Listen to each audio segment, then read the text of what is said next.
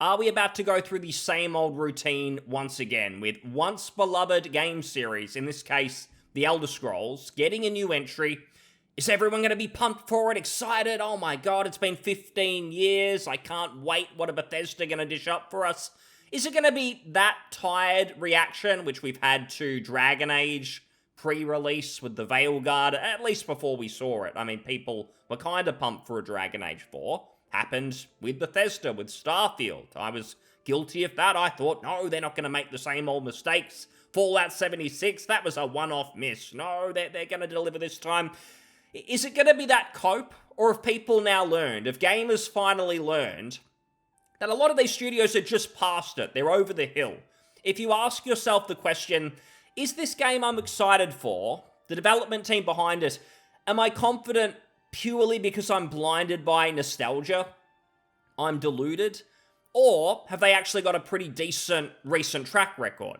If you ask yourself that question, that'll usually give you the answer as to if the game coming out that you're a little bit excited for, if it's actually going to deliver. You could have done that with Obsidian, with Avowed. You simply ask yourself, when did they last release something good, something decent, something competent? You have to go back a ways. So these games, the Avowed, the Veilguards, the Starfields, they're pretty predictable at this point. And the truth is, I think gamers have learned the last sort of year, 18 months or so, with so many predictable flops. It felt like years ago that the companies, the marketing teams of these companies would sort of say, we just know better than the community, than gamers. We're looking at everything, we've got all of the data and the spreadsheets. You might think a Concord or something looks putrid, like it's guaranteed to fail, that you're burning money. But we know so much better, we can see the analytics, and you gamers are just dumb. You haven't got the same pedigree as us. There was all of that talk, and I think sometimes in the past, with movies and so on, that did sometimes happen, where you thought something looked terrible, but then it ended up printing money, and it's like, I must be out of touch, I don't get it. But with gaming, it feels like gamers do actually have a pretty good grasp of the market and what's going on, and everything that people expected to flop did flop. So gamers just kind of know now when things aren't working, when things are stale. And when it comes to Bethesda, things are extremely stale. In fact, it's all just starting to rot. It feels like they've forgotten how to make a game at all. And this leads into the latest leak, which is supposedly an Elder Scrolls 6 gameplay leak. Well, it does feel a little bit early for that. In fact, I was kind of shocked by this. I was expecting to hear pretty much nothing for another 2-3 years or something like that. There was that little bit of news of the Make-A-Wish auction where someone who wins a bid will get to be an NPC in the game. Hooray! I mean, that would have been worth a bit more when Bethesda actually had some credibility and people actually cared. I mean, imagine being an NPC in Skyrim. Everyone would see it. Don't know about Elder Scrolls 6. People might give up on it very early, like I think a lot of people did with Starfield. So, a shame for the winner. This foundation could have got a lot more money years ago, but I'm sure they're still going to raise a lot of money and all that. But there has been this gameplay leak. Very brief, 20 seconds or so. The person did also say, this is my proof, essentially, and then gave a lot of other tidbits about what to expect in the game. Now, to be real, this gameplay footage, it's probably fake. There's no source, nothing to suggest it's actually real. It's a 4chan leak, so absolutely nothing going for it. But I'm going to talk about it anyway because there's nothing else Elder Scrolls related we're going to hear about for many, many years. So we might as well. And this did happen with Starfield, probably much closer to release than Elder Scrolls 6 is. But there were actually some little leaks and things of the UI, for instance. There was some other assets and things like that sort of just popped up. And I remember thinking, oh, those are probably fake. That's probably bullshit. But they did actually end up being completely real. It was all true. So sometimes these leaks, it is the case. And the truth is, the only thing that suggested to me this is probably real, and maybe I should give this some attention, was the leak was totally underwhelming. When you get a leak that says, oh my god, like Skyrim back in 2011 was innovative for the time. Everyone was gathering around it because this was an event. This was a big gaming event, changing everything. If you thought that was massive, Elder Scrolls 6 is going to blow your socks off. Like, this is the RPG that you don't want to miss. Everything about it, oh my god, you just need to see it, you just need to play it. If it was a leak like that was just unrealistic, it's going to change gaming, that would most certainly be fake when it comes to Bethesda. But when it's a leak that you just sort of go, is that it? Is there anything good here? Is it beyond just sort of playing it safe and just relying purely on Skyrim nostalgia? Is there any more to this? When that's the leak, you kind of go, yeah, maybe this is real. I could see them going down that road. Now that Bethesda is owned by Microsoft, I wouldn't be shocked if Microsoft Gaming's advice, Phil Spencer and all that, is basically just play it completely safe, just release Skyrim 2 essentially, even though it's been 15 years later, and just do that. Don't take a bunch of risks. We can't afford development hell, another 6 years of twiddling thumbs, restarting development, and we don't want more Starfield, a million planets and all that. Forget all that. Just make a Skyrim 2. Do not innovate. Be done with it. And gamers might be happy. I could see that being the advice. To be honest, I mean, that sounds underwhelming. It sounds like you're not really taking any risks here, but maybe that's the best thing that Bethesda could honestly do. I was sort of saying that, thinking that sounds really bad, but honestly, when you think about it, it's probably the best that Bethesda could come up with at this stage. The talent seems to be gone. Todd Howard, over the years, he just increasingly feels like he's always been more of a spokesperson for Bethesda rather than an actual game designer, and it is easy to shit on him. I mean, back in the day, sort of 15, 20 years ago, you can find old emails he'd be sending people. He'd respond to people a bit like, what's his name, Gabe Newell from Valve, where he'll actually respond to people's emails sometimes and give little tidbits. Todd Howard used to do that all of the time, and he'd talk about actually playing some very old, obscure role-playing games. Some very, very good ones from like the 90s and so on. So I do believe that he's a genuine gamer. He does mean well, but when is the last time he was actually hands-on with gaming?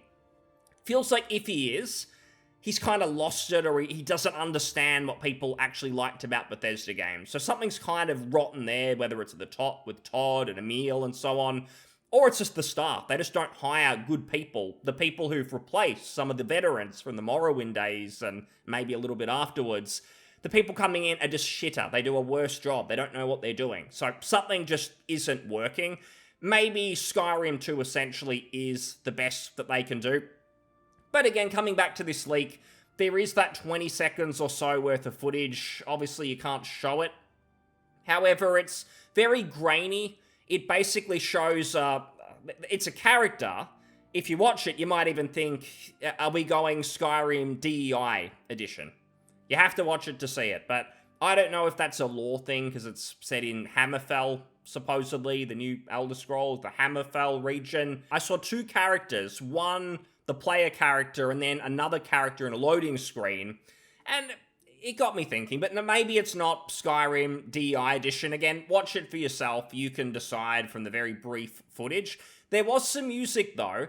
The music didn't grab me. It was no Jeremy Soule music, and we know pretty much for a fact that Jeremy Soule, who did Skyrim, did Morrowind, Oblivion, all the grand scores and epic music and everything, he's not involved. I still think that's a load of crap. I didn't look into it too much, but supposedly it was like Me Too times, and he got accused of something, and then he just kind of disappeared, but as far as I understand it, he was not convicted of anything. He was not doing this at work. At least I don't think so. Hopefully that's not wrong. But just having him not there doing the music, it doesn't feel right. I will say that the best thing for me about Skyrim was the music. And I mean, Oblivion, the music's kind of a meme now, unfortunately. I mean, it's funny, but the score is actually pretty epic. It's just over the years, it's like that just sort of aligns with nonsensical B-movie character, lowest tier writing possible, and it's just sort of comedic, that music. Whereas once, back in 2006 or whatever, that was a big deal. The score was a big deal. It was really, really good. So, no Jeremy Soule. Instead, it's Iron, or whatever his name is, Zur. Is it Iron Zur? I can't remember, but He's done some good music, don't get me wrong. He does the Fallout soundtracks, the recent ones, the Bethesda ones. Although, if you listen to the radio the whole game, you obviously won't hear the score, and I do that, so I haven't heard a lot of those tracks. But he's done some good games. I'm sure I've played other ones that he's scored for. Didn't feel the music quite so much. Again, it was a 20-second clip. Maybe you can't judge that, but it felt more like Breath of the Wild sort of ambient music rather than those really nice orchestral tracks that just almost created the immersion. They kind of painted this picture beyond what you were seeing on the screen. So a real shame if the music is a downhill step. I'm not sure they're going to recover given everything else, the gameplay, the world, the dungeons and everything. I'll be surprised if Bethesda can even improve on Skyrim. I have a feeling it's just not going to work. In fact, replaying Oblivion even, those dungeons are not that good. So Bethesda haven't always made good dungeons every entry and then they drop the ball with Starfield. They haven't always created great dungeons and a great world necessarily. So there's plenty of work, plenty of things that they could still get wrong. Maybe that's controversial, the Oblivion stuff, but whatever. So beyond that clip, which is supposedly proof, but it could have been anything. You probably could have made that with a Skyrim mod. Seen plenty of people say, hey, no, this is just a Skyrim mod, come on. And then you've taken the picture or you've taken the video with a phone to, because that's like that, I guess, stereotypical leak thing. It can only be in bad quality. The worse quality the leak, the more real it is. It was sort of that rule of thumb. But it could have easily just been a Skyrim mod. If you locate that footage, you'll kind of see it. But he does share some more information, so assuming the leaked footage is real, he also says he's not an insider, this is all second-hand knowledge. He did also mention the gameplay's been going around journalist spheres for some time, so that would be his excuse for the grainy footage, I suppose. He's not a direct insider.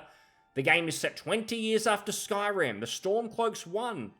High Rock and Hammerfell are the focus, with a few new islands added for naval gameplay. Now, this naval stuff just sounds weird, honestly.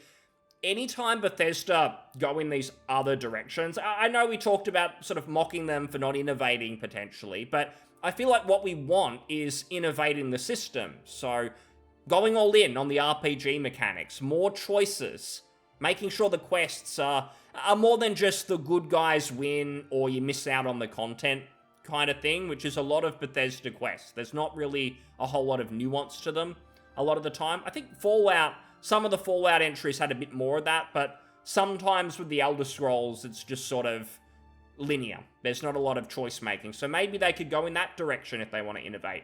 What we're not asking for is a naval gameplay. I mean, they had the opportunity to do ship gameplay in Starfield, and they botched that. The ship was basically just an interactive loading screen. So if you're not going to do ship battles, which could have been cool, I think people would have been kind of excited, no one's going to care about naval battles. That sounds weird. It sounds like a disaster if they're using the same engine. Not sounding promising. Main story centers on the Adamantite Tower. Thalmor are using its Zero Stone in a ritual to warp reality to their benefit. No one cares about the main story in an Elder Scrolls game. There's the meme from Morrowind. You've got to locate Caius, whatever his name is, and no one does. They just go off and make their own adventure, do their own thing. Where is he? Is he in a town somewhere? Does he exist? No one knows or cares. They don't care about the main story in Elder Scrolls. That's just a given. Talos even shows up as sort of Force Ghost, quietly helping you out throughout the game. Pretty cool stuff. Well, as long as he's not there to sort of tell you what to do, lead you down the path you're meant to be going on. If he's just there as a character, whatever. High Rock is in deep trouble, nearly crippled by a plague caused by Periot. Alright, so they're taking influence from their friends at Arcane with Dishonored. There's a plague or something, and things are in trouble, as they say. It's not going well. Alright, so that's another story tidbit. We'd like some more gameplay, but if this person is a second-hand insider, obviously they haven't developed that much of the game, even though there was some gameplay footage. Again, it feels so early. Like, this can't be coming out, surely for 3-4 years or something like that. So maybe it's like a presentation where they're just letting people know, here's the direction we're going in, we're looking for feedback. It's good if they're asking for feedback, but if they are talking to journalist spheres, you're getting the wrong feedback. If they're the people you're asking, do the opposite, run in the opposite direction. You shouldn't be talking to these clowns. I don't know why anyone would be talking to them anymore. Surely, scraping the bottom of the barrel, this could be their last year we have mainstream game journalists. No one cares. Dwemer Ruins, I'm sure I've said that wrong, are significantly overhauled. They are the highlight of dungeoning. The ruins are a big part of the main quest. Now, this is where it doesn't sound very real, because what do you mean the highlight of dungeoning? Surely they haven't actually created many of these dungeons. How would anyone know? Maybe Bethesda themselves said this is definitely the highlight, but, I mean, they're just words. Until they've actually put them in action and things are happening, it doesn't mean anything. I don't believe that there's any dungeons that are actually playable, at least not lots and lots of them in the world where you could kind of compare different dungeons, the generic caves, to these ruins. You couldn't do it. There's no dungeons yet in the Elder Scrolls 6. I don't believe it. Sword singing is in the game, but kind of retconned. You can manifest Shihai of all weapon types. There's even a magic-based Shihai because you're the Hoonding and the main character. Honestly, all the lore stuff, I'm a novice when it comes to the Elder Scrolls. I don't really care. I don't really play these games for the lore so much. I think that the Morrowind lore was actually kind of interesting, and just the world itself. It wasn't just generic fantasy, but it feels like with Oblivion, they did go just generic kind of Lord of the Rings fantasy. And I like that stuff, but felt like they had their own thing going, and they abandoned it just to chase the mainstream. Maybe the Lord of the Rings movies at the time that were extremely popular, so they just went with that. So for that reason, like the credibility of the Elder Scrolls lore, it's not that there for me. I've always cared about other things, but maybe some people care. Maybe this is all sounding exciting. Happy for you. You can more abilities in dojos. Eventually, you fight like a kung fu master. So I imagine a lot of this stuff is very much Hammerfall. This is the stuff that is meant to be going on in Hammerfall, which is why it's different to maybe some of the other games. Cool. Companions, much like Starfield, you can get a whole crew, and each with their own quest lines. Calling it now the Orc Companion will be the fan favorite. So just thinking back, I mean, Elder Scrolls, I've played Skyrim a couple of times, I've played Oblivion a couple of times, didn't always finish it, but I've started different playthroughs. Morrowind, I played through from start to finish for the first time, was it like 5 or 6 years ago or something? So not just like 20 years ago, like relatively recently.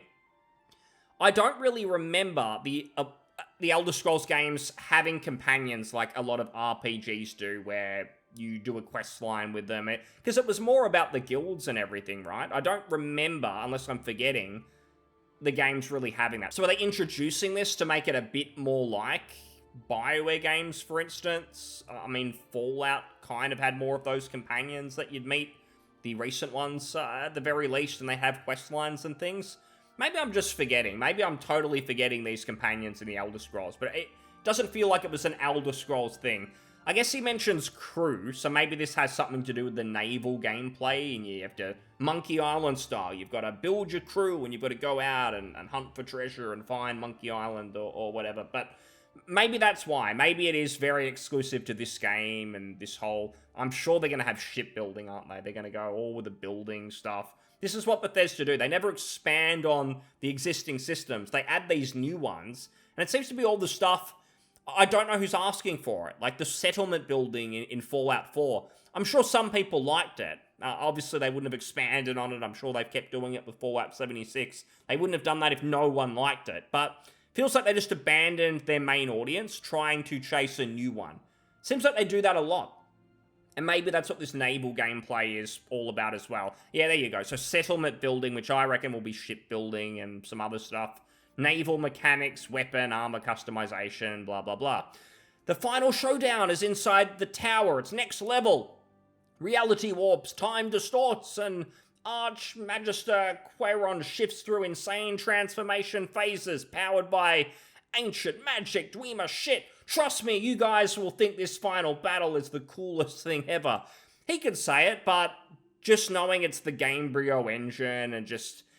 nothing ever looks very cool in the Gamebryo engine, if we're being honest. Like, that's why Oblivion's so ridiculous and it's memed on all these years later, is It's just kind of a janky looking engine. I think it's got some real strengths. I'm not really in the camp that they should scrap the whole engine and go with Unreal Engine 5. I think if they do that, I mean, I've probably toyed with maybe they could change engines, maybe it's time, but really sort of thinking about it for a while now that the dust has settled on Starfield. If they just abandon the engine, I think they'll actually lose every strength that their old games have, and they'll get nothing new that looks good. Maybe the game will look good in a screenshot, but in practice, it's going to run horribly. Like, can you imagine a Bethesda game in another engine? It already runs pretty ordinary, most of the games, when they release, but Unreal Engine 5, open world, trying to pick up every asset on the map, it's going to collapse. It's not going to work if they want to try and make the same sort of games in another engine. So I don't think so. I don't think that this final showdown is going to look good. Maybe this person saw a PowerPoint presentation where someone drew really cool art and it looked amazing. That's not going to translate to the Gamebryo engine. I'm sorry. It's going to look awful. It's just going to look embarrassing like it always does. That's not what people play Elder Scrolls games for the final mission. Most people don't even see it. They're out making their own fun, doing their own things. They don't really care about the main storyline. Again, you'd think if someone had actually seen a bit of an inside look at the game, they would talk a lot more about the gameplay. Most of this shit is story related or lore related. Now again, this might make sense because they haven't built a lot of the game. So maybe it was, again, PowerPoint slides, people talking, documentation explaining the game, and that was a lot of it, looking for feedback, that sort of stuff. If that's it, fine, makes sense, but if you actually saw the game in action, to some extent, given you got some footage of some sort of build of the game, surely you're going to get into the systems and what people actually care about. Anyway, this leak is almost certainly bullshit, but again, when I watched the footage, my first instinct was, this is real, because it feels underwhelming. It feels like it is a sequel to Skyrim, but it was released in like 2015 or something like that, 2016, around the time of Fallout 4, not 15 years later. But it feels like gaming is going this way where it's almost regressing a bit, where back in 2011, you thought, oh my god, the 2020s, what is gaming going to be like then? Like, futuristic. It's going to be like VR, but you can do anything in VR. So we can just run around the world fighting swords. Every AAA game's going to be in VR and feel amazing. You're going to be there in the world, literally. Not just little VR gimmick things. Like, you're going to be there. That's what I used to think VR was going to be like by now. That almost every game's going to be like an MMO, but you're literally in the world and can do anything. Instead, VR is mostly gimmicky, and it's like a niche thing. To be fair, I haven't really dabbled a whole lot with it. Maybe it's a lot better than that. Enthusiasts, I'm sure, will tell me off. But actual just AAA mainstream gaming, it feels more watered down, for the most part, than what we were getting 15 years ago. So it makes sense that the next Elder Scrolls, it's just going to be a safe affair. Bethesda just desperate that the people who love Skyrim stick around and they actually have a big, massive hit, which is what Microsoft want. It's why they paid for them. They thought, all right, get this Starfield thing out. Let's get back to Elder Scrolls. But it's possible that Starfield actually destroyed the sales potential of the Elder Scrolls because things are now so dire and because no one cares about Bethesda and people have moved on to other things. Other game companies that they love, other game series that they enjoy. They just don't care as much about the Elder Scrolls. So I can see this happening, that this sequel is going to be so safe, it's going to do nothing new, and they probably just double down on the things no one cares about either, which is why we're getting apparently naval gameplay and things. Those sorts of points, naval gameplay, leads me to believe it might be real because it's so underwhelming, and this is Bethesda, but I guess we'll see. Thanks for listening. I'll see you on the next one. Cheers. Bye.